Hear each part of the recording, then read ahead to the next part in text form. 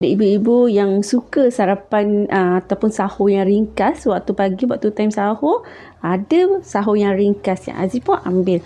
Nak tahu lebih lanjut, tapi sebelum itu boleh tak bantu Aziz untuk klik semua button sebelah kanan, tekan butang follow, komen, set sahur.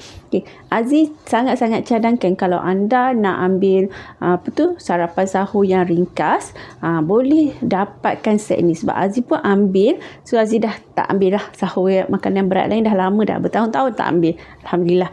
So Aziz nak share dengan anda, kita perlukan protein soya yang tinggi di mana dia membantu memberikan kenyang lebih lama dan memberikan tenaga.